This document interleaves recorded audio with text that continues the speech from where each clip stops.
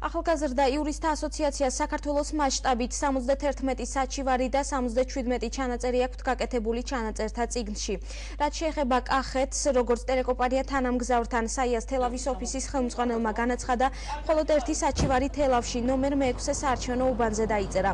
აღნიშნული საჩივარი წილისყრის პროცედურების დარღვევას შეეხებოდა, გარდა იმისა, რომ წილისყრის ფუნქციები თვითნებურად იქნა გადანაცვლებული, კომისიის ერთ-ერთი წევრი მეორეს ასევე თვითნებურად ცვლიდა.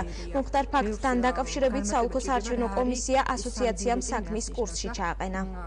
საოლქო საარჩევნო კომისიის წარმომადგენელი მოვიდა დაუყოვნებლივ ადგილზე, უახდინა რეაგირება იმ კუთხით, რომ შეისწავლა ფაქტები და მოითხოვა ახსნა-განმარტებების დაწერა საოლქო საარჩევნო კომისიისაგან და გითხრა, რომ შესაბამის რეაგირებას მოაყოლებს მერე საოლქო საარჩევნო კომისია თავმჯდომარის მიმართ, რომელიც პასუხისმგებელია წილისყრის პროცედურებზე. ჩვენს მესაჩივარი იქნა ჩაბარებული კანონის მოთხოვნათა სრული დაცვით და გარკვეული პერიოდის შემდეგ, როდესაც მოხდა უკვე ჩვენ დაინტერესებული საჩივრის ბედით, აღმოჩნდა, რომ იქ მითითებული დარღვევები დაუყოვნებლივ უკვე შემდგომში გვიან, მაგრამ იქნა აღმოფხვილი. და გაკეთდა ამ პერიოდისათვის 5 საათისათვის გაკეთდა რამდენიმე ჩანაწერი პროცედურულ დარღვევებზე ჩანაწერთა წიგნში, რომელიც შეეხება სხვადასხვა ბიულეტენების გაცემის საკითხებს.